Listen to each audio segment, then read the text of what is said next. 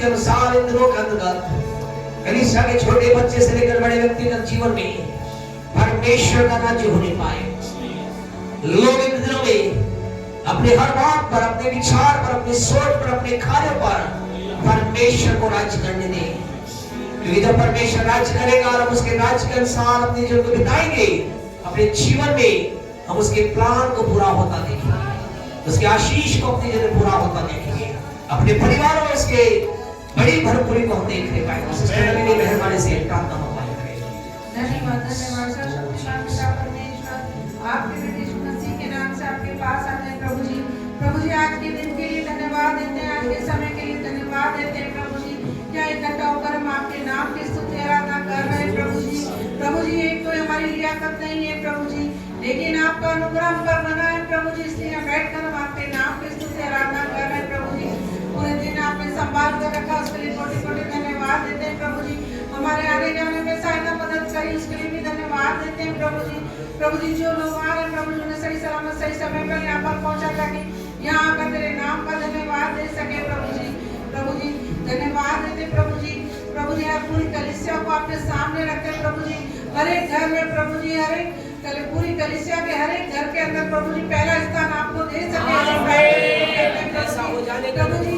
हर एक व्यक्ति प्रभु जी पहला स्थान आपके नाम को दे सके प्रभु जी। हर काम कार्य में प्रभु जी आपको पहला स्थान दे प्रभु जी, ऐसी प्रार्थना विनती करते हैं प्रभु जी। हर एक के जीवन में आप बहुत बड़ा कार्य करने जा रहे हैं प्रभु जी। जब हम विश्वास करते हैं प्रभु जी आप बहुत बड़े आश्चर्य कर्म हमारे जीवन में करने जा रहे हैं, उसके लिए धन्यवाद देते हैं प्रभु जी। हर एक व्यक्ति के जीवन में प्रभु जी आप बहुत बड़े बड़े कार्य करने जा रहे हैं, उसके लिए धन्यवाद देते हैं प्रभु जी। प्रभु जी आगे के समय को अपने हाथों में सौंपते हुए प्रभु यीशु मसीह के नाम से मांगते हैं, आमीन आमीन आमीन आमीन जी। Hallelujah, thank you Jesus, praise the Lord, praise the Lord. प्रभु के नाम की स्तुति आराधना करते हैं आज के अच्छे समय के लिए कि प्रभु ने दिया कि मिलकर प्रभु के नाम की तारीफ करें, बढ़ाई करें। हमारा परमेश्वर अच्छा है, भला है और हमें लिए चलने वाला परमेश्वर है। हर घड़ी हमारी सहायता करता है, हर घड़ी हमारी मदद करता है। जल्दी से मेहरबानी से इनके पास पेन कॉपी नहीं है वो भाई से ले और फिर जल्दी से हम परमेश्वर के वचन की शिक्षा के अंतर्गत आगे बढ़ेंगे। आप में से प्रत्येक का प्रभु यीशु मसीह के नाम में इस साल के 34 महीने के आखिरी सैटरडे में आप में से प्रत्येक का स्वागत है।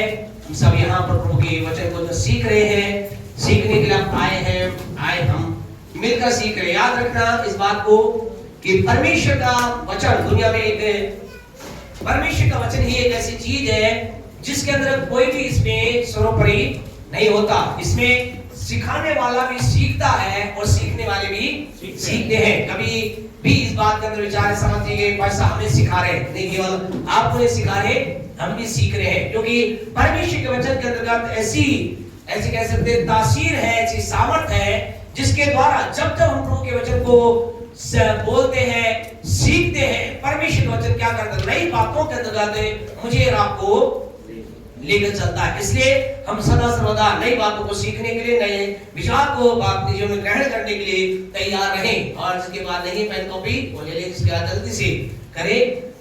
हम इन दिनों के अंतर्गत परमेश्वर के वचन में से परमेश्वर के किस बात को देख रहे हैं, परमेश्वर ये जीवन को देख रहे हैं।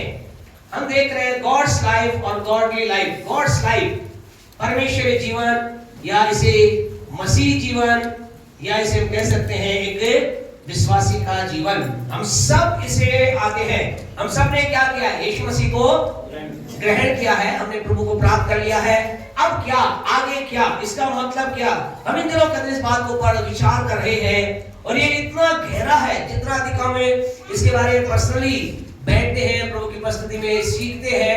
परमेश्वर हर बार नई रीति से हमें गाइड करता है, हमें सिखा रहा है, हम सीख रहे हैं। और आपसे कहना चाहते हैं, जब तक मेरे आपके अंदर सीखने की भूख रहेगी, हमारा प्रभु हमें नई नई चीजों को सिखाता चला जाएगा। तो हम पहले पॉइंट के ऊपर हमने बातचीत की थी कि हम क्या है, ये परमेश्वर जीवन जो हमने अपने अंदर यीशु को लिया है, इसकी पहली बात क्या है? इसकी पहली इंपॉर्टेंट बात ये है कि ये मेरे बारे में है जी, मेरे बारे में नहीं है।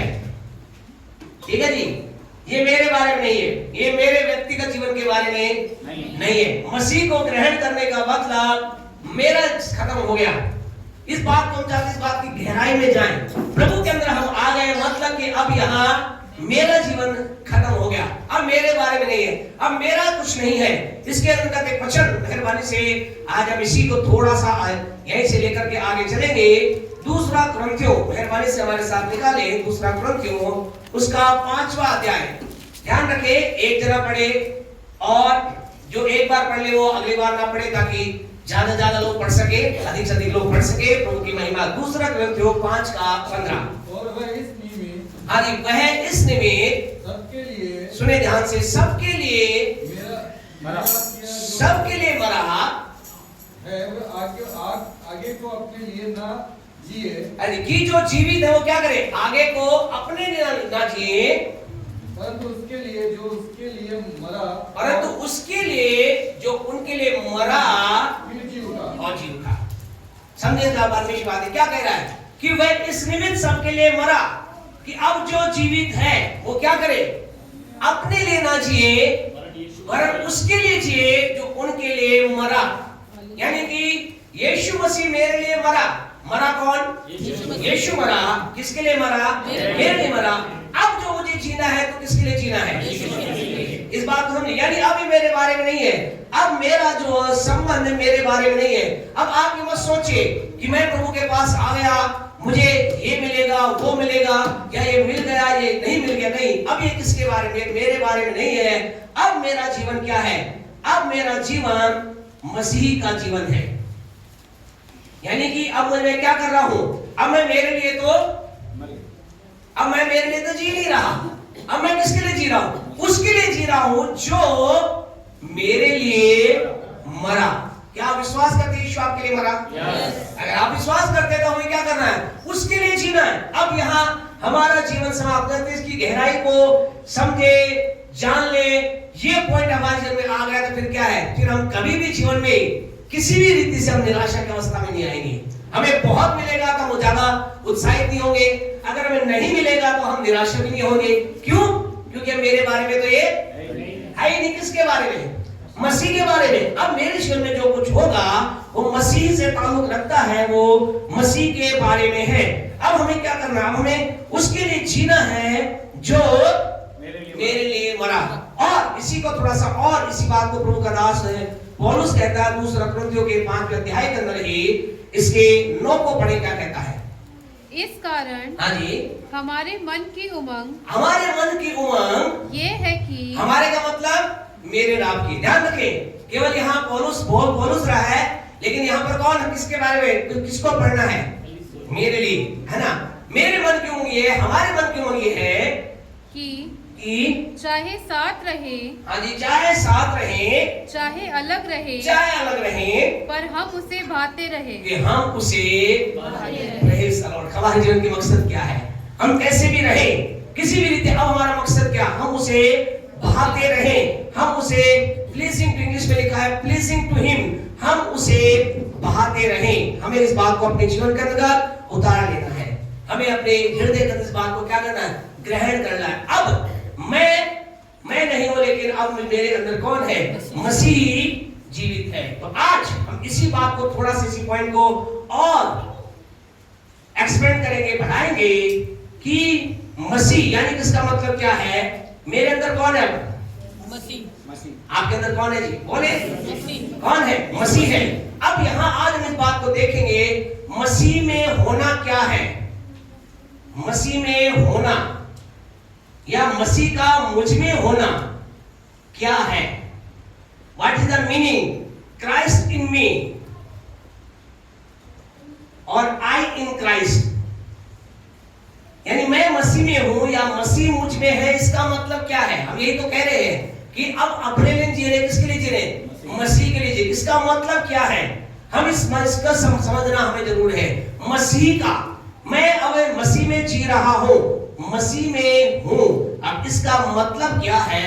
आज हम इसके बारे में हम देखेंगे और हम कहें ये कोशिश करेंगे। टाइम बिंग, टाइम तो बहुत तेजी से भाग रहा है, टाइम बिंग हम कोशिश करेंगे पूरा करने के लिए, क्योंकि ये बहुत इंपॉर्टेंट बात है कि जब मसीह में है, आप मसीह में हैं, मैं मसीह में हूं, इसका मतलब क्या है, इसका अर्थ क्या है? और जब इसका अर्थ समझेंगे तो हम और अधिक अच्छी रीति से प्रभु के साथ चल पाएंगे। तो इसका अर्थ क्या है? मसीह में मैं हूं, इसका अर्थ क्या है? आप क्या सोचते हैं? क्या सोचते हैं? ब्रदर भाई बहन, सर पवित्र जीवन जीना, पवित्र जीवन जीना है। और अब मैं वो न करूं जो मैं चाहती हूं, पर जो ना करे वो परमेश्वर चाह करना, और अपनी इच्छा और अभिलाषाओं को मारना, अभिलाषाओं को मारना, और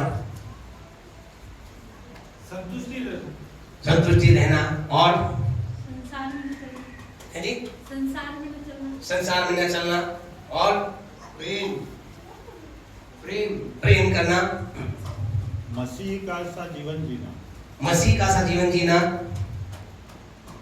तो बहुत सी बातें हम इसके बारे में समझते हैं, लेकिन इसका डेप्थ अर्थ, जो मीनिंग का रियल मीनिंग हमें समझना है, तो पहले समझने के लिए हमें समझना है मसीह। जब हम कह रहे हैं ना कि हम क्या मसीह में आ गए, मसीह हो गए, है ना? हम क्या हो गए? मसीह हो गए, मसीह में हो गए, मेरे अंदर मसीह आ गया, क्राइस्ट आ गया, I am in the Christ और Christ in me। तो इस बात को समझना है, ये मसीह जो है एक नाम नहीं है, ध्यान रखना, एक नाम नहीं है, ये क्या है? ये एक टाइटल है। टाइटल समझते? टाइटल को हिंदी में क्या कहेंगे? है जी, कहने इसको टाइटल दे दिया, क्या कहेंगे टाइटल को? है जी, उपाधि, उपाधि बोल सकते हैं, और क्या बोल सकते हैं? शीर्षक। ये एक शीर्षक है, एक टाइटल है, शीर्षक है। मसीह कोई एक नाम नहीं है, एक शीर्षक है। तो हम इस बात को समझना है, जब कह रहे हैं मसीह में बंध है, तो इसका मतलब एक नाम नहीं, एक टाइटल, एक शीर्षक है। तो ये शीर्षक, इसका अर्थ हमें समझना है। तो इसका मतलब क्या है, मीनिंग क्या है, मसीह का अर्थ क्या है? मसीह का अर्थ क्या है? तो सबसे पहले हम इसके अर्थ को समझेंगे। मसा किया हुआ, है जी, मसा किया हुआ, मसा क्या हुआ, और मसीही। तो सबसे पहले मैं मसीह हो गया, इसका मतलब क्या हो गया, मुझे अर्थ पता होना जरूरी है। तो मसीही जो शब्द है, हिंदी के अंदर है, इंग्लिश के अंदर क्राइस्ट हम करते हैं यूज, इस वर्ड को यूज करते हैं। लेकिन अगर हम ग्रीक भाषा, यूनानी भाषा के अंदर से देखें, तो ये वर्ड से आया है क्रिस्टोस, ठीक है जी, क्रिस्टोस। ये बाइबल स्टडीज के अच्छे हम समझने की कोशिश करिए। ये वर्ड से किससे आया? क्रिस्टोस। और इस क्रिस्टोस का इंग्लिश के अंदर मतलब होता है अनॉइंटेड वन, जिसका हिंदी में अर्थ होता है अभिषिक्त व्यक्ति या अभिषिक्त किया हुआ, अभिषिक्त जन बोल सकते हैं।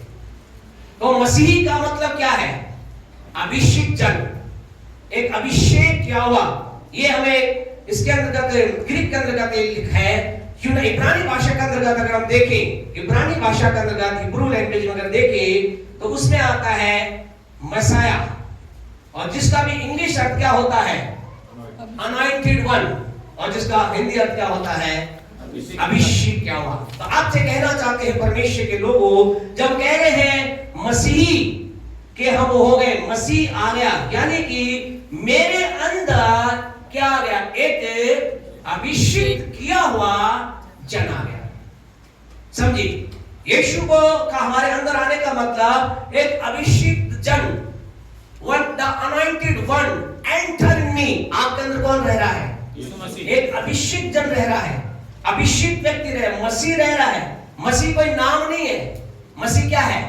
टाइटल है, एक उपाधि, एक इसको क्या कह सकते हैं? हिंदी वर्ड देखिए क्या है, इंग्लिश के अंदर टाइटल इसको यूज किया गया है। तो ये मसीह, तो जब आप ये कह रहे हैं मैं मसीह का हो गया, मैं मसीह में हो गया, मतलब आप अभिषेक हो गए। हालेलुया।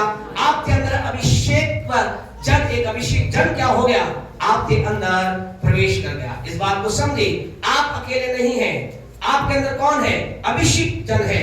और इसका मतलब ये होता है अभिषेक जन का, और खुलासा अर्थ करके तो इसको बोल सकते हैं परमेश्वर के द्वारा चुना हुआ। ध्यान रखें, अभिषेक जन या अभिषेक व्यक्ति का मतलब क्या? क्राइस्ट का मतलब, मसीह का मतलब अभिषेक जन। और अभी क्या है, कौन है ये वो है जो, ध्यान रखें, परमेश्वर के द्वारा चुना हुआ एक व्यक्तित्व है जो क्या करता है, जो एक विशेष, जो क्या करता है, जो चुनाव है, जो एक विशेष अगुवे लीडर, यानी कि वो क्या है, एक वो है जो क्या कर रहा है, एक लीडर के रूप में और एक उद्धारकर्ता के रूप में काम करता है।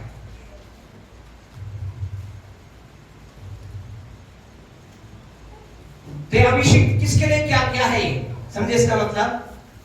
ये जो अभी थोड़ा देर में आपको आनंद आएगा जबकि गहराई के अंदर समझेंगे जाएंगे। यानी कि मेरे अंदर कौन आ गया, एक अभिषेक जन आ गया है। वो किस लिए अभिषेक किया गया है? वो अगुआ, एक अगुवे के रूप में और उद्धारकर्ता के रूप में परमेश्वर के द्वारा चुना गया है। Praise the Lord. ये सब बातें जो है ये कहां है, किस जगह पर है, कहां है?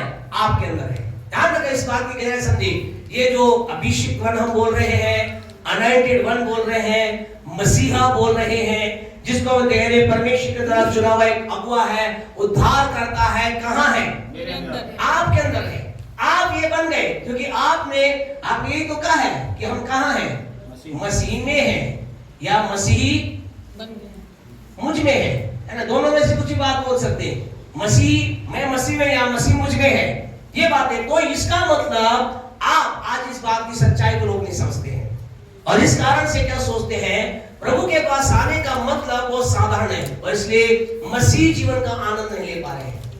जाकर जिस दिन अपने हृदय को खोलते हैं, कहते यीशु मेरे जीवन में आइए, क्या होता है? आपके अंदर एक अभिषिक्त जन, आपके अंदर द अनॉइंटेड वन, एक परमेश्वर के द्वारा चुना हुआ लीडर, एक उद्धारकर्ता आपके लाइफ में एंटर करता है, आपके अंदर प्रवेश कर जाता है।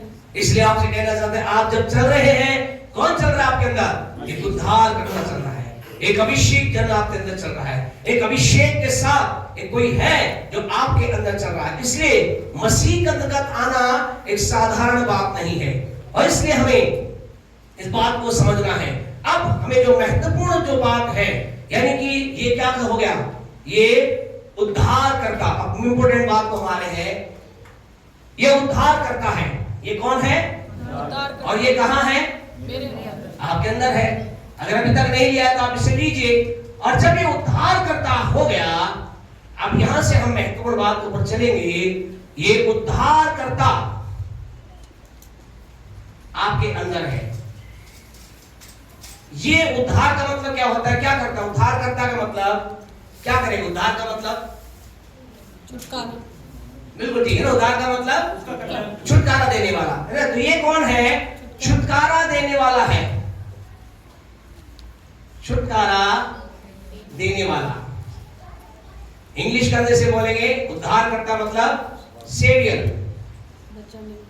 है ना, बचाने वाला, हमें करने। अब ये जो है, अब यहाँ इस वर्ड के अंदर ही बहुत कुछ छुपा हुआ है, जिसके बारे में आज हम थोड़ा सा वर्णन करने की कोशिश करेंगे। उद्धार करता, छुड़ाने वाला। अब यीशु मसीह है, वो एक व्यक्ति को क्या करता है? क्या करता है जी? अरे क्या करता है? उसका उद्धार करता है। हम यही तो हम कहते हैं, यीशु मसीह के द्वारा हम क्या प्राप्त करते हैं? उद्धार प्राप्त करते हैं। ठीक है, गलती सही है, हम उद्धार प्राप्त करते हैं। हम यीशु मसीह के द्वारा, अब उद्धार करता शायद आपके लिए ज्यादा समझ नहीं आ रहा होगा। यीशु मसीह के द्वारा हम क्या प्राप्त करते हैं? उद्धार प्राप्त करते हैं, सैल्वेशन प्राप्त करते हैं। ठीक है जी, उद्धार प्राप्त करते हैं। अब इस वर्ड को हमें समझना जरूरी है। उद्धार, छुटकारा, छुटकारा देने वाला, छुटकारा हो जाता है। अब ये किस चीज से उद्धार देता है, ये आप बताइए। पापों से। पापों से है ना, हम किससे करता है? पापों से, बुरे कामों से, और जी बुरे विचारों से, विचारों से, और बीमारियों से, बीमारी से, और श्राप से, श्राप से, और बोले किससे छुटकारा देता है? यीशु मसीह। आपने यीशु को पाया है, तो यीशु मसीह ने क्या किया आपके लाइफ में? कुछ किया नहीं किया? क्या किया? पापों से छुटकारा दिया, आपको छुटकारा दिया, बुरी चाल चलने से बचाया, बुरी चाल चलने से बचाया, बुरे काम, बुरी चाल, ठीक, और है जी, झूठ बोलना, ईर्ष्या, क्रोध, निंदा, चुगली, झूठ, क्रोध, निंदा, चोरी, ठीक है, बिल्कुल, और बुरी संगति से बचाया, हाँ जी, इटर्नल डेथ से बचाया, इटर्नल डेथ से बचाया, और सच्चाई की तरफ अग्रसित किया, अनंत काल, अनंत मृत्यु से, हाँ जी, सच्चाई की तरफ प्रेरित किया, सच्चाई की तरफ प्रेरित किया, और लोगों को क्षमा करने की राह दी, है जी, लोगों को क्षमा करने का सिखाया, पिता से क्षमा करना पिता से मिला, क्षमा करने का क्षमा करना सिखाया, सिखाया, पिता से मिल रहा है, और हमारे जीवन को बदल दिया, बदल दिया, और मन फिराओ, मन फिराओ, ईश्वरीय जीवन दिया, ईश्वरीय जीवन दिया, और सब्र करना सिखाया, सब्र करना सिखाया, सहनशीलता, सहनशीलता सिखाया। ओके, ये सब बातें प्रभु यीशु मसीह के उद्धार के द्वारा हमें प्राप्त हुई, ठीक है ना। ये सब बातें हमें क्या है? यीशु मसीह के उद्धार के द्वारा हमें प्राप्त हुई, यानी कि ये उद्धारकर्ता ने हमें उद्धार दिया। और अगर इसको, इन बात को थे तो परमेश्वर हमें बताया, सिखाया, समझाया कि इस पूरे जो उद्धार करता है, अब उद्धार करता है या उद्धार क्या है, इसके लिए हम कहें अनलिमिटेड लिस्ट है। हम उस लिस्ट को गिन नहीं सकते, कवर नहीं कर सकते, लेकिन फिर भी परमेश्वर के आत्मा ने, ये कह सकते बुद्धि ने, ज्ञान ने हमें छोटे रूप में बताया, कहा कि इस रीति से मेरे लोगों को थोड़ा सा समझने का प्रयास करें। मुझ उद्धार करता, उसने उद्धार दिया। दो बातों को समझ लें, पापों से और श्रापों से, ठीक है जी, पापों से और श्रापों से।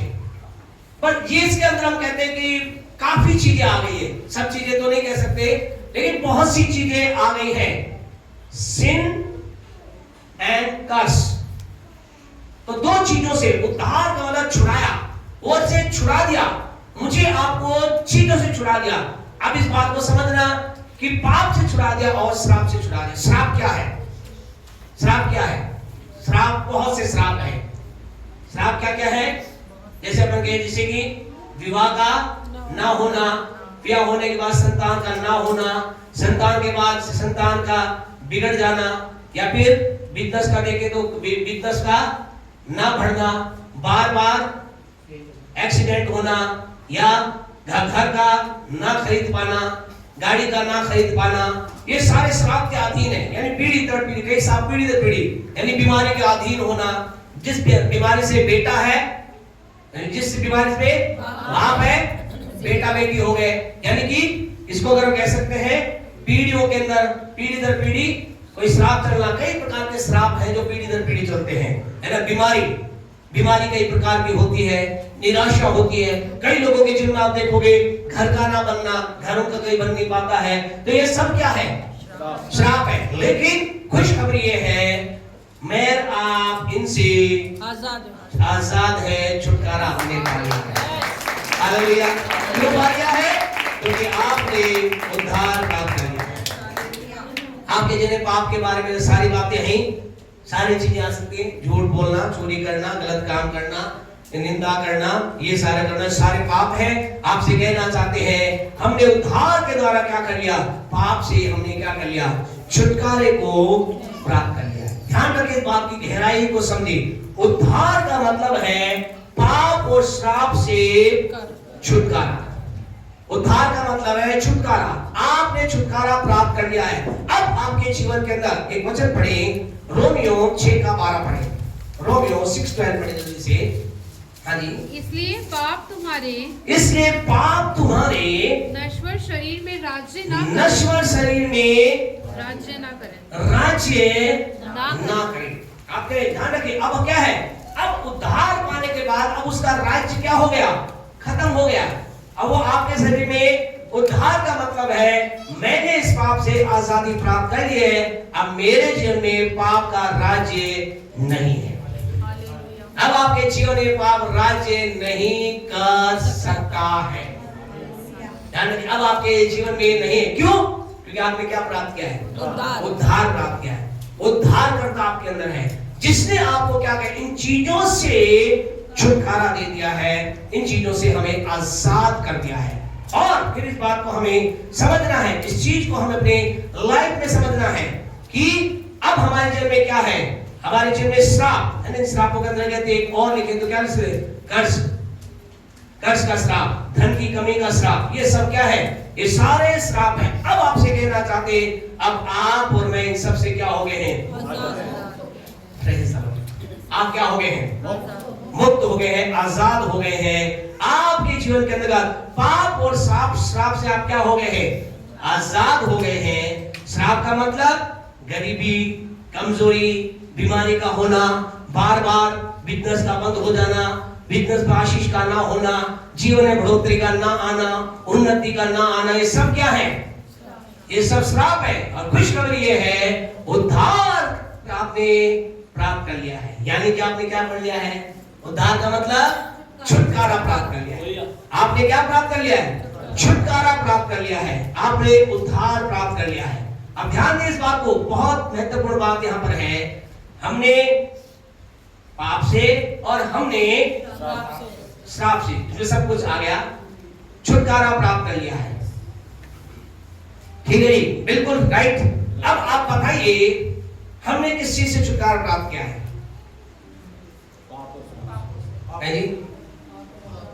पाप और श्राप से छुटकारा हमने प्राप्त किया है। और हमें इस चीज को समझना है। कई जगह पर, अब यहाँ क्या है, यहाँ पे आपको कह रहे हैं एक बहुत बड़ी बात जिससे समझना है। कई जगह पर लोगों के जीवन के अंतर्गत एक ही पॉइंट के ऊपर क्या किया जाता है, फोकस किया जाता है, और कहा जाता है कि तुम्हें पाप से छुटकारा पाना है, पाप से छुटकारा पाना है, पाप से छुटकारा पाना है, और पाप से तुम्हें छुटकारा पाना है, और तुम्हें क्या करना है, एक साधु की तरह, संत की तरह, और एक क्या है, सन्यासी की तरह जीवन बिताना है। तुम्हें पाप से छुटकारा प्राप्त करना है। अभी नहीं, लेकिन आज से कुछ साल पहले, अभी मालूम नहीं वो एक बहुत गलत शिक्षा चली थी। और वो शिक्षा क्या थी, वो शिक्षा क्या थी कि जितना गरीब उतना पवित्र। ये शिक्षा चली थी कि गरीबी को किससे जोड़ा जाता, पवित्रता से।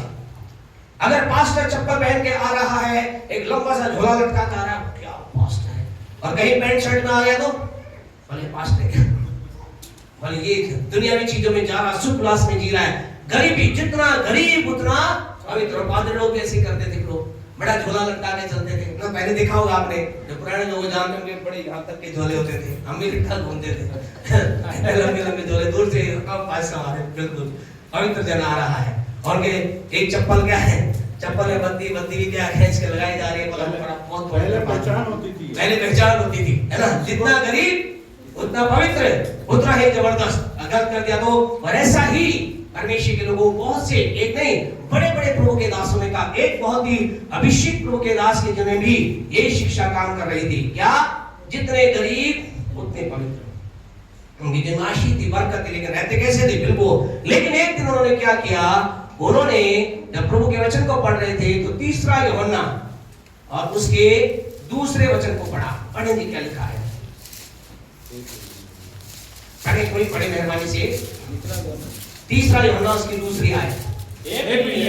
हाँ जी, मेरी ये प्रार्थना है कि जैसे तू आत्मिक उन्नति कर रहा है, वैसे ही तू सब बातों में उन्नति करे और भला चंगा रहे। क्या लिखा है यहाँ, 2 वर्ड यूज किए गए हैं, जैसे और वैसे। जैसे और वैसे। क्या मतलब इसका? और प्रभु के दास ने जो तुमको पढ़ा तो क्या लिखा था? जैसे तू आत्मिक उन्नति कर रहा है वैसे ही तो क्या करे? सब बातों में उन्नति करे। यानी कि उसने बार बार पढ़ा इस वचन को, जैसे तू आत्मिक उन्नति कर रहा है वैसे सब बातों में उन्नति करे। जैसे तू आत्मिक उन्नति कर रहा है वैसे तू सब बातों में उन्नति करे। सब बातों का मतलब सब बातें। और उसके समझ में आया कि खुदा ये कह रहा है, क्या कह रहा है? कि मैं जितना मेरे जीवन में आत्मिक उन्नति है, जैसे यानी कि जैसे का मतलब जिस लेवल पर मेरी आत्मिक उन्नति है उसी लेवल पर मेरा क्या होना चाहिए? क्या होना चाहिए? सब बातों की उन्नति होनी चाहिए। याद रखें, जैसे है वैसे, जैसा है वैसे ही।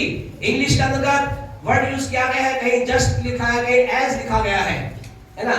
जस्ट और एज मतलब जैसे वैसे, इसी लेवल पे। यानी इसका मतलब यह है कि एक व्यक्ति की आत्मिकता जितनी ज्यादा होगी उसकी तमाम चीजों की उन्नति का लेवल भी उतना ही ज्यादा होगा। आपसे कहना चाहते हैं इस बात को अपने जीवन में ग्रहण कर लीजिए। याद रखिए, आपकी आत्मिक उन्नति अगर हो रही है, आत्मिक उन्नति के साथ साथ सब बातों में उन्नति होना होना होना जरूरी है, जरूरी है, जरूरी है। मैं कह रहा हूं अगर मैं दिन में 10 घंटे प्रार्थना कर रहा हूं और मेरे जीवन के अंदर क्षेत्रों का उन्नति नहीं है, इसका मतलब ये नहीं मैं गलत हूं, लेकिन मुझे इसको क्या करना, इस लाइन को बढ़ाना है। याद रखिए, बढ़ाना है। 2025 के अंदर आपका होमवर्क है। आपकी आत्मिक उन्नति कैसे पता चलेगा आप आत्मिक उन्नति कर रहे हैं? अब मैं कह दूं मैं तो बहुत आत्मिक उन्नति कर रहा हूं, मैं अन्य भाषा में बोल रहा हूं, परमेश्वर मुझसे बातचीत करता है, प्रभु की आवाज मेरे पास आ रही है, आप क्या कहेंगे? आ रही होगी, है क्या कहेंगे? आ रही होगी। लेकिन कैसे शो करेगा? आपसे कहना चाह लोगों के अंदर उतना ही आपसे कहना इस बात को अपने जीवन में उतारने। प्रभु तेरा वचन, प्रभु के दास ने बात को स्वीकार किया और उसके पश्चात वो लग्जरी लाइफ, आनंद की लाइफ, आत्मिकता का उन्होंने कोई समझौता नहीं किया।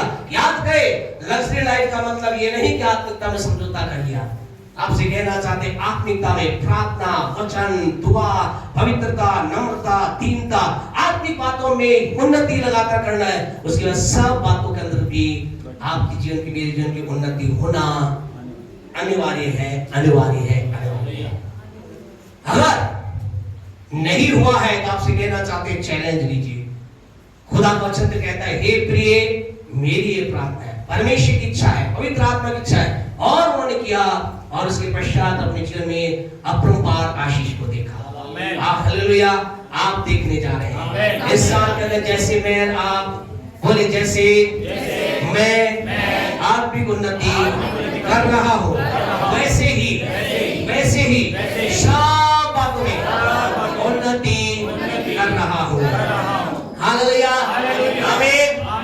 खुदा के लोगों, हमारे जीवन के अंतर्गत ये बातें बहुत जरूरी है। इस चीज को हमें समझना है कि हमारे जीवन के अंतर्गत गरीबी का मतलब पवित्रता नहीं है।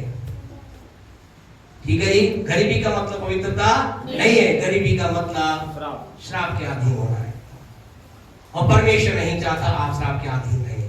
और हमने क्या प्राप्त किया है? उद्धार, यानी कि आपने, मैंने छुटकारा प्राप्त किया है। अब सवाल ये है, अब एक सवाल है जो कई लोगों के जीवन के अंतर्गत होता है। पास्टर साहब, हम जब लोगों से बात करें या मैं अपने जीवन का देखूं, मुझे क्या लोगों को कहना है?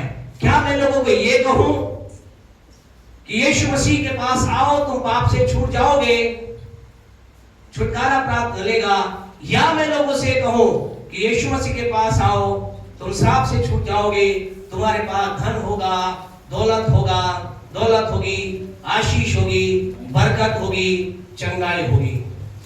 आप कौन सी बात को बात परमेश्वर को अब आपसे कहना चाहते हैं? कौन सी बात है जिसको आज लोग ज्यादा प्रचार कर रहे हैं? नंबर 1। दूसरी बात, आप कौन सी बात के अंतर्गत, जिस बात को आप किस रूप में लोगों के पास कौन सा संदेश लेकर जाएंगे? और नंबर तीसरी बात है, सबसे इम्पोर्टेंट बात, यीशु ने क्या ज्यादा किया या क्या ज्यादा कहा? ओके, बताइए क्या आप कैसे लोगों को खुदा के पास लाएंगे? क्या उद्धार आपने प्राप्त है, उद्धार अब आप चाहते हैं दूसरे को उद्धार प्राप्त करें, तो कैसे उनके पास उद्धार करता बोले? क्या उद्धार का संदेश आप देंगे? अरे मैडम सिस्टर जी, क्या कहोगे लोगों को? ये सुनो ढंग से कि लोगों को ये कहोगे कि आप पापी हो, यीशु आपको छुटकारा देगा, या आप ये कहोगे कि यीशु मसीह आपके पास आओ, यीशु मसीह आपको धन दौलत देगा, आशीष देगा, चंगाई देगा, छुटकारा? क्या बोलोगे आप? श्राप के बारे में बताएंगे। है जी, श्राप के बारे में बताएंगे। श्राप के बारे में आप श्राप के बारे में बताओगे, ठीक है। और पाप से छुटकारे के बारे में बताएंगे, और चंगाई मिलेगी, यानी कि श्राप से छुटकारे की बात करेंगे। क्या करेंगे ज्यादा? विश्वास। अरे भाई ये दो चीजों में, दो में से? हाँ सर, तीनों बताएंगे। तीनों दोनों में से। नीचे वर्ड ये है, यीशु ने इन दोनों में से क्या ज्यादा बताया? बताएंगे ज्यादा ज्यादा पाप से छुटकारा। ओके, पाप से छुटकारा वाले हाथ का बोल रहे थे पापा ने कहने की नहीं, ठीक है। ओके, अब आप बताएं आपके कौन से संदेश को लोग ज्यादा स्वीकार करेंगे? धन दौलत वाले, धन दौलत आशीष वाले, श्राप वाले धन दौलत आशीष वाले में आमीन ज्यादा बोलेंगे। ज्यादा बोलेंगे। अभी मैं प्रचार करूं, प्रभु आपको आशीष देने जा रहा, आमीन। आमीन। प्रभु आपको बड़ी कार्य देना, आमीन। प्रभु आपको धन में बढ़ाने जा रहा, आमीन। जैसे बोलूं आपके घर में श्राप हो रहा है, सब जो अब जब वो यदि पाप का नाम लेंगे तो पाप तो वो कहेगा मैंने कभी किया ही नहीं। वही चीज ना, हम कैसे नहीं, कैसे हमारा काम क्या है, मेरा आपका काम क्या है? इस चीज समझिए, एक बहुत इंपॉर्टेंट बात है, हमें समझना है इस चीज को, हमें इस रहस्य को समझना है। ये हमें, ये हमारे जीवन के अंदर याद रखें। और आपको बताएं क्या है, क्या है ये? दो अलग अलग बात नहीं है। ये एक सिक्के के दो नहीं है, एक ही सिक्के की तरफ है। अरे सिक्के के एक ही तरफ का भाग है, सिक्के के दूसरे दो पहलू नहीं है। एक सिक्के के दो पहलू, एक सिक्के के दो पहलू, टेल हेड हो गए, प्रत्यय हो गए, एक चुने नहीं। अरे परमेश्वर के लोगों, ये दिक्कत क्या है? प्रॉब्लम क्या है? प्रॉब्लम है लैंग्वेज की। आएगी जब परमेश्वर ने बोला तो क्या कहा? प्रभु ने जब बोला यीशु मसीह के पास आओ, क्या कहा? यीशु के पास आओ और तुम्हें क्या मिलेगा? क्या मिलेगा? यीशु ने क्या कहा? उद्धार मिलेगा। याद रखे, यीशु मसीह ने कहा उद्धार मिलेगा। उद्धार का मतलब सब चीज से छुटकारा। अब दिक्कत क्या? लोगों ने कर दी कंफ्यूज। तो लोगों ने क्या कर, उन्होंने अपने हिसाब से कर लिया, भाई चलो मैं तो क्या करूंगा, पाप को करूंगा, मैं तो इसको मानूंगा, उसको। याद रखे, उद्धार आपको समझना, उद्धार एक पैकेज है, उद्धार एक पैकेट है। इस उद्धार में केवल पाप का छुटकारा ही नहीं है, इस उद्धार में आपकी मेरी आशीष भी है। उद्धार का मतलब केवल पाप से छुटकारा नहीं, उद्धार का मतलब केवल आशीष पाना भी नहीं। जब हम कह रहे हैं कि मैं उद्धार प्राप्त करूंगा, का मतलब यह है मैं अपने जीवन में क्या करूंगा? पाप से, श्राप से छुटकारा प्राप्त करूंगा और पवित्र हो जाऊंगा और आशीष में हो जाऊंगा। हालेलुया। समझना है उद्धार का मतलब ये। आप दिक्कत क्या, जब आपसे किसी से कहा जाता है कहा जाए कि बताओ क्या बोलोगे, तो हम क्या बोलते हैं? ये बोलेंगे पाप से छुटकारा, क्योंकि हम ये सोच रहे हैं उद्धार का संबंध किससे है?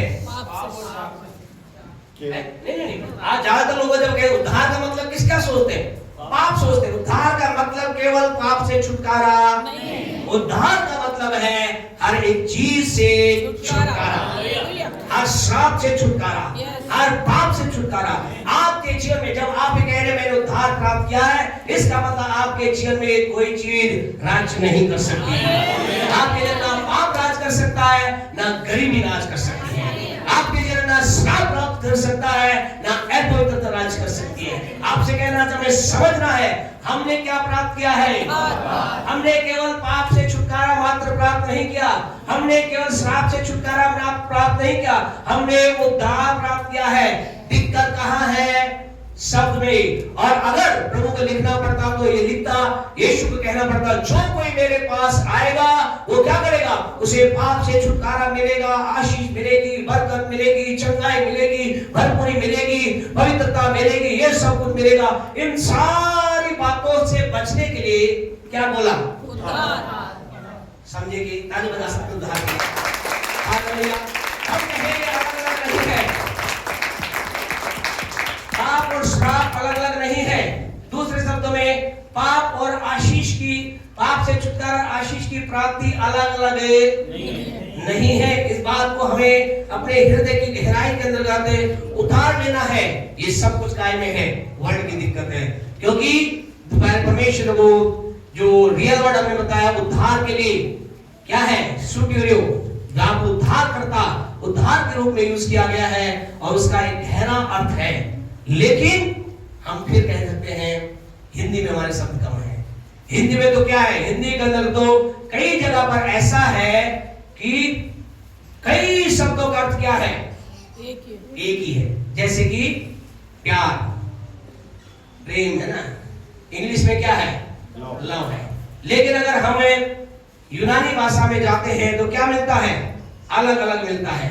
पति पत्नी के प्यार के लिए अलग शब्द है, माता पिता बच्चों के प्यार के लिए अलग शब्द है, और एक स्त्री पुरुष के प्यार के लिए, रिश्तेदारों के प्यार के लिए एक अलग शब्द है, और एक परमेश्वर के प्यार के लिए एक अलग शब्द है जो क्या है, आपसे कहना चाहते हैं लैंग्वेज प्रॉब्लम।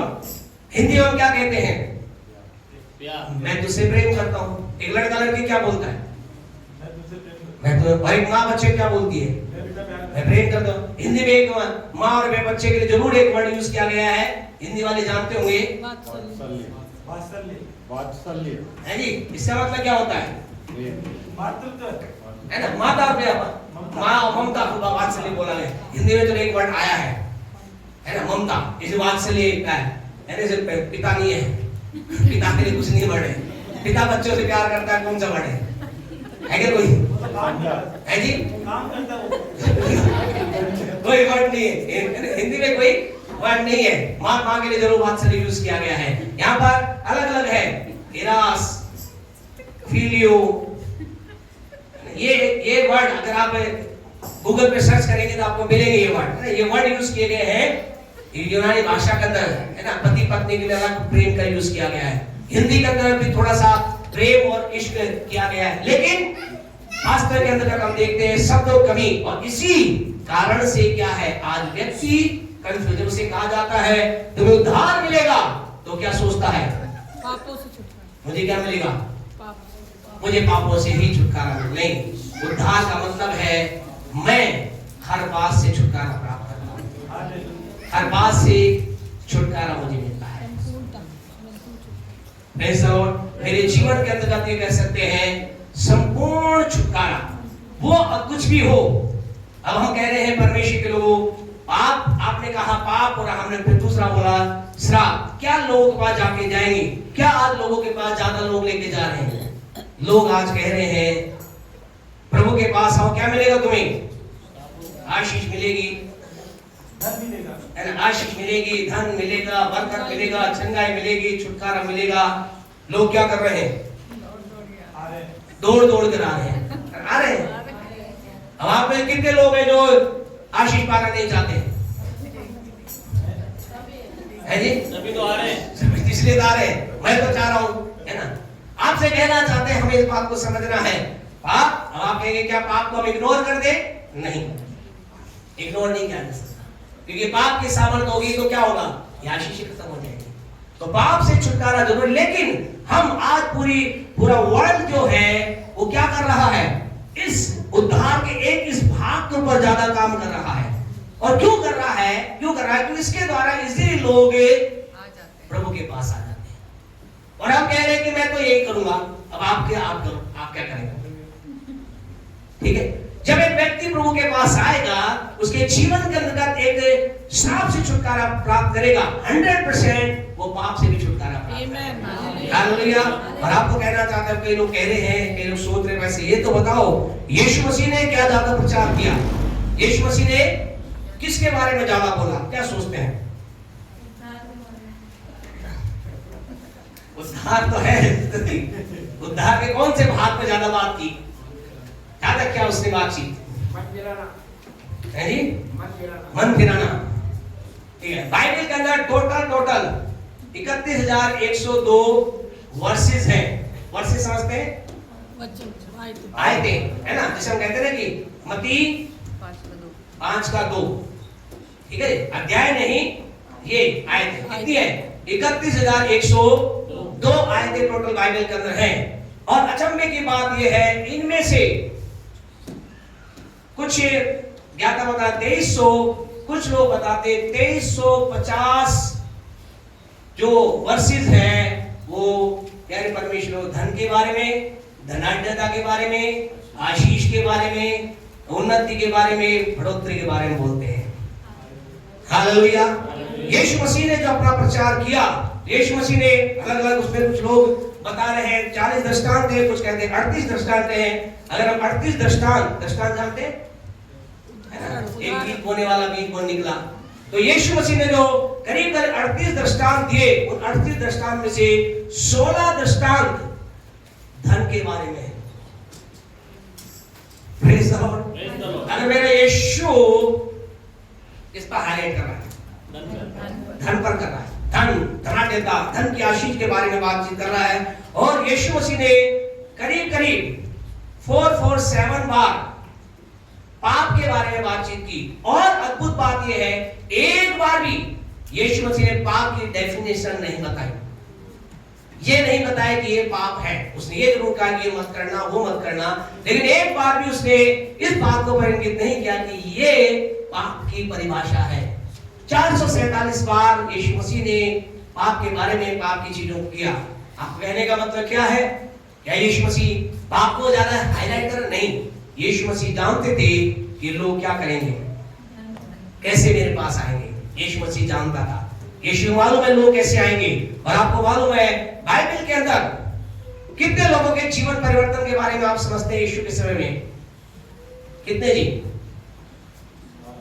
है जी? मानते 12, घबरा बोले 12 हम चेलों के बारे में, जीवन परिवर्तन के बारे में देखते हैं। लेकिन चमत्कार कितने हैं? चमत्कार कितने हैं?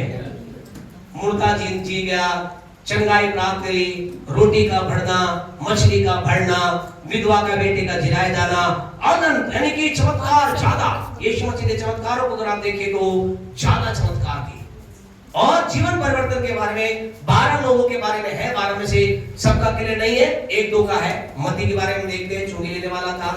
जक्कई के बारे में हम देखते हैं, पतरस के बारे में हम देखते हैं। ज्यादा का भी नहीं है, उनके भी जीवन में कोई परिवर्तन हुआ। इसका मतलब क्या है? इसका मतलब समझिए, यीशु मसीह भी लोगों को अट्रैक्ट कर रहा था। कैसे? चमत्कार करके, है जी, समझे? यीशु मसीह भी लोगों को अट्रैक्ट कर रहा था। कैसे? चमत्कार के द्वारा। चमत्कार के द्वारा। तो आप और मैं कैसे अट्रैक्ट करें? हमें लोगों को बताएं, यीशु के पास आओ, तुम्हें चंगाई मिलेगी, छुटकारा मिलेगा। और मिलता है, झूठ थोड़ी नहीं, मिलता है। ऐसा हो सकता है, हमें किसी भाई से बात कर रहे थे, हम कहते कि आज संसार के अंतर्गत अगर 100 लोग प्रभु में आ रहे हैं तो उसमें से 90% लोग किस कारण से आ रहे हैं? उनके जीवन में चिन्ह चमत्कार हुआ, आशीष, चिन्ह चमत्कार हुआ, आशीष आई, बरकत आई, बढ़ोतरी आई। 10% वैसे ज्यादा है, 10% तो ज्यादा है, हो सकता है। फिर माने 10% ऐसे लोग हैं जो प्रभु यीशु मसीह के पास आए और वो उसके बन गए बिना किसी, है ना, बिना किसी चमत्कार के या बिना किसी उनके जीवन में कार्य हुए। ऐसा कोई कार्य नहीं हुआ जिससे कह सके वो आए। यस या नो? आप में से ज्यादा तो लोगों की गवाही सुने तो ज्यादा हो सकता है 50-100 लोग होंगे, 150 लोग होंगे, तो में ज्यादा परसेंट है 90% लोग क्या क्या बताएंगे कि हमारे जीवन में कुछ हुआ, हमारे जीवन में ये हुआ, ऐसा हुआ। आप कुछ ये बताएंगे कि हमारे, मैं प्रभु के पास आया, किसी ने मुझे बताया, मैंने प्रभु ग्रहण किया। ऐसा नहीं करनी हुआ, लेकिन परसेंटेज क्या है? अरे परमेश्वर ज्यादा किसकी है? चमत्कार। आपसे कहना चाहते हैं, इसका मतलब ये नहीं कि पाप के बारे में नहीं बताना है, और इसका मतलब ये भी नहीं कि आशीष के बारे में नहीं बता। हमें समझना है, उद्धार को समझना है। उद्धार क्या है? उद्धार एक पैकेज है जिसके द्वारा प्रभु ने हमारे ज्यादा हो गया ज्यादा। Praise the Lord. प्रभु आपका आशीष और बरकत दे। आपसे कहना चाहते हैं आपने मैंने क्या प्राप्त किया है? उद्धार। आपसे हम कहना चाहिए गहराई को समझे, बताने का मतलब आपने मेरे उद्धार यानी छुटकारे को प्राप्त किया है। आप और मैं अब मेरे आपके जीवन में ना पाप और ना श्राप कोई चीज राज्य नहीं कर सकती। हमें इस बात को समझना है। अगर हम में से हमारे जीवन में किसी एक पहलू के अंदर भी काम नहीं हुआ है, इसका मतलब इस संपूर्ण उद्धार अभी भी प्रभु के पास आने के बाद भी अगर आपके जीवन के अंदर कर्जा है, बीमारी है, कष्ट है, परेशानी है, वर्कआउट करें। खुदा चाहता है, परमेश्वर आपके जीवन में उद्धार देना चाहता है। आपसे कहे इसका मतलब ये मत सोचिए कि मैं पापी हूं, नहीं, इसका मतलब ये नहीं है। इसका मतलब कि हमने शायद जाना नहीं है। कई बार हमारी समझ क्या होती है कि मैं प्रभु के पास आया हूं, मुझे केवल मेरे जीवन में बरकत आशीष आ गई, अच्छी बात है। एक आखिरी बात, क्योंकि इतना टाइम हो गया, 2 मिनट और ले ले। आपसे कहे पौलुस जब अपने जीवन के अंदर एक ऐसा व्यक्ति हुआ है जो क्या करता था, लोगों को प्रभु के पास लेकर आता था। और जब वो प्रभु के पास लेकर आता था, उसके बारे में ऐसा लिखा हुआ है, उसका एक ही मकसद था। आज मेरा आपका मकसद क्या है? लोगों को प्रभु के पास लाए, उन्हें बताएं कि मैंने उद्धार प्राप्त किया है, आप भी क्या करें? उद्धार प्राप्त करें। एक वचन पढ़े, पहला कुरिन्थियों का 9वां अध्याय निकालें मेहरबानी से।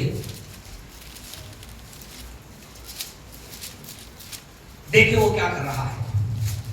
पढ़े कोई उसकी 21वीं आयत को पढ़े। व्यवस्थाहीनों के लिए हाँ जी, वे जो परमेश्वर की व्यवस्था से हीन नहीं परंतु मसीह की व्यवस्था के अधीन हो। हाँ जी, व्यवस्थाहीन सा बना क्या कि व्यवस्थाहीनों को खींच लाऊं। उनको मैं खींच लाऊं। मैं निर्बलों के लिए निर्बल सा निर्बलों के लिए मैं निर्बल सा बन गया। कि निर्बलों को खींच लाऊं। निर्बलों को खींच लाऊं।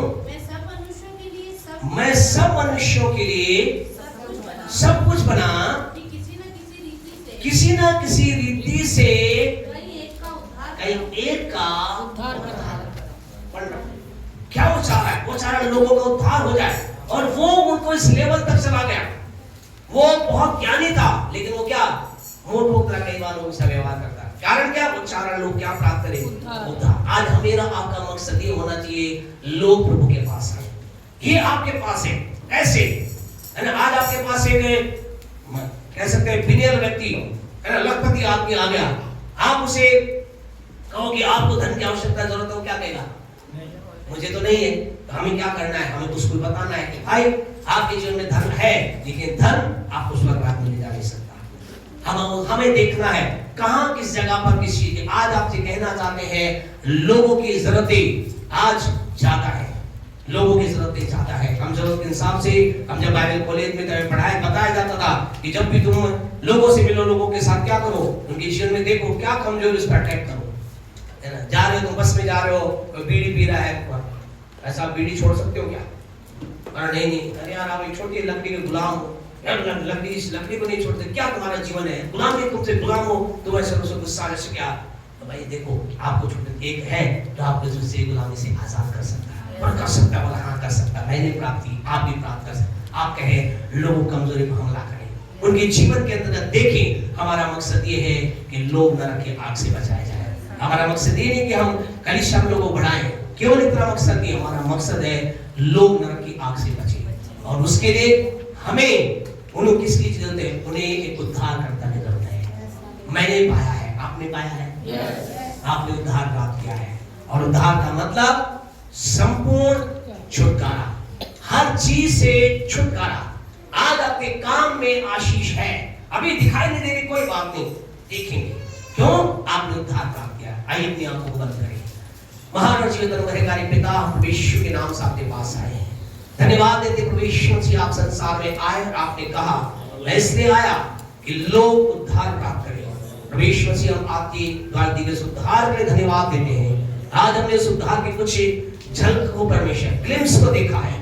हमें इस उद्धार की गहराई में ले चल। आपने हमें इन बातों को छुटकारा दिया है, इन बातों को समझने के लिए हमारी आत्मा में कार्य कर, ताकि हम प्रभु यीशु जी आपके द्वारा किए गए इस बलिदान को समझ सके कि आपने इतना महान बलिदान देकर हम मनुष्यों को का उद्धार करवाया। यीशु के नाम से आमीन। हमारे परमेश्वर का प्रेम, प्रभु यीशु का अनुग्रह, पवित्र आत्मा की सहभागिता हमारे साथ और संसार का विश्वासियों के साथ सदा सर्वदा बनी रहेगी। आमीन। अगले ध्यान रखना, अगले हमें क्लास में एक बहुत महत्वपूर्ण बात को देखेंगे और वो महत्वपूर्ण बात ये है कि हमने मसीह में क्या प्राप्त किया है, उद्धार को प्राप्त किया है, लेकिन उद्धार के साथ साथ हमने एक जीवन प्राप्त किया है। वो जीवन क्या है, उस जीवन का अर्थ क्या है, उस जीवन के द्वारा हमें क्या मिला है। वंडरफुल टीचिंग जिसे हम कह सकते हैं, थोड़ा सा पता है, उसको कहा जाता है zoe life, God's life, godly life. Super, आप आनंद आएगा जब आप आएंगे अगले सैटरडे, आनंद आप मनाएंगे कैसे मेरे अंदर परमेश्वर जीवन पाया जाता है, जोए लाइफ आपके अंदर पाई जाती है। Praise the Lord. You have the eternal life. Eternal life का मतलब क्या है? इटर्नल लाइफ, अनंत जीवन का मतलब क्या है? कई बार शब्दों में लिखते हैं, यीशु मसीह ने कहा जो कोई मुझ पर विश्वास करेगा वो अनंत जीवन प्राप्त करेगा। क्या है अनंत जीवन? हम अगले संडे, अगले सैटरडे देखेंगे। इच्छा करा। Praise the Lord. आप सबको आशीष और बरकत दे। God bless you all.